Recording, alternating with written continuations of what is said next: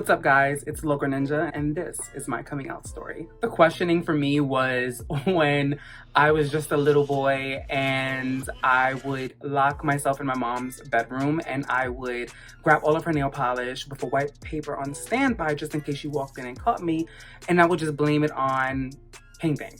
It started there, and then I believe it carried off until I was like about 13 years old, watching television and seeing guys that were absolutely stunning, and then taking my ass right over to the web and finding everything. You'd be surprised what you find online. I would always like Google things. Why do I like boys? And I am a boy. Oh my God. The things that would pop up would be crazy. I mean, I think you'd know what the first thing that popped up was. I believe after that, I started to go to school and I would look at guys and I would really feel this weird feeling inside where I knew that it was like that crush feeling like so flustered and the butterflies. And thankfully, years later, I'm really good friends with my first ever crush. He does identify as heterosexual. He's still gorgeous.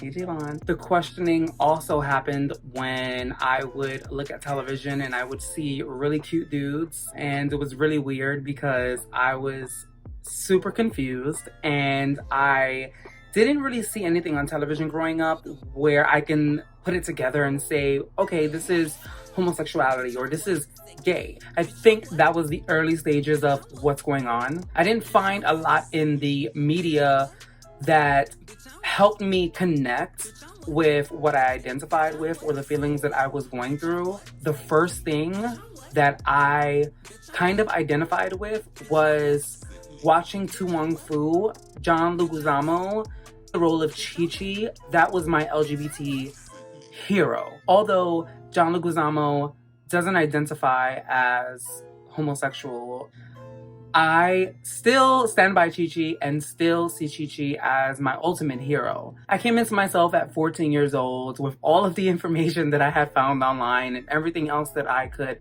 gather together, and I said to myself, wow, I'm homosexual. Then I realized, wait a minute, this is what I've been beaten up for all my life. I was always constantly followed home. I was jumped, I was spit on leaving school, and then I was stabbed by a classmate.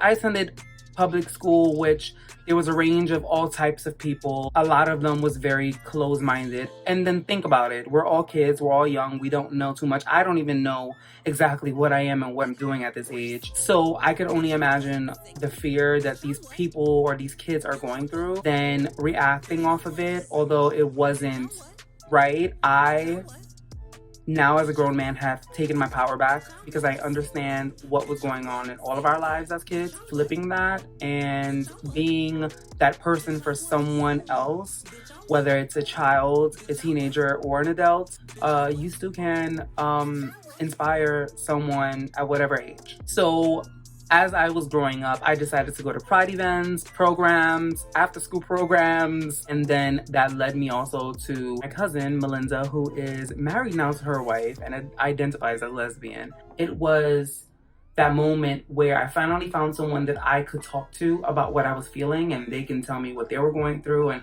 kind of help each other as LGBTQIA people. When she told me she was in love with girls, my initial reaction was like, God, finally someone I can relate to, someone I can tell about all my secrets. I also started to self-discover myself when I fell in love with this guy. That ended about after 2 years. He realized that he was homosexual and did not want to live that life, but I wanted to live in my journey and my complete truth, knowing who I am and who I wanted to love, because even if I wanted to hide it, look at me. I decided that I wanted to live throughout my journey and live in my truth with who I am and who I wanted to love eventually. Of course, it's an amazing thing now, but back then it was like, whoa, this is scary. There was still someone I had to talk to about this, and it was killing me inside. Everyone knows my mom to be super cool, down to earth. My mom is the cool mom. So my mom realized that something was really off about the group of people I was kind of like hanging out with, including my cousin. And That's when she started to question things. She knew something was off with my cousin. She saw a lot of hugging and a lot of kissing on the then girlfriend. She definitely knew my cousin was hiding something. And if my cousin's hiding something, then I am too. So my mom called me to her bedroom and she said, I have a question for you. And I knew that was the moment. It's all going down from here. I knew she was gonna ask about my cousin. And then I knew the next one was gonna be about me. So she asked about my cousin. Is Melinda a lesbian? I said, no. She said, your cousin's a lesbian. Another question for you. Is anybody else gay in the family? And of course, right away I was like, no, I don't think so. I'm gonna go now. So I went to go walk out and she said, walk right back. She said, are you gay? And yes, with the stank face of Puerto Ricans, we're a little spicy. And because it was building up already, it certainly spilled out.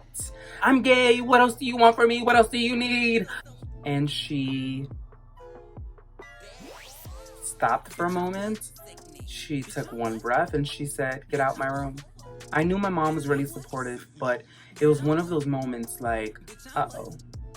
And I went back to my room, told everyone that she was questioning me, and I said I spilled the tea on everyone, and everyone's reaction was, no, oh my gosh. And then we all heard, loco.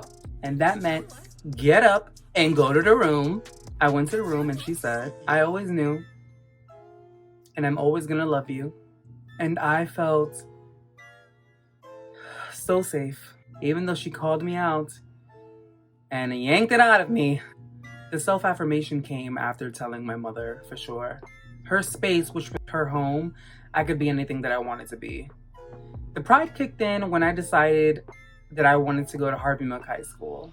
That's where I kind of found my tribe. I found people that were just like me. All the times that I was being physically and mentally abused outside of my home, I knew that it was shaping me out for the perfect moment in my life, and that is now. But I had to go through all of that, the journey, the struggle, the hurt, the pain, and fear to be the best me that I am today.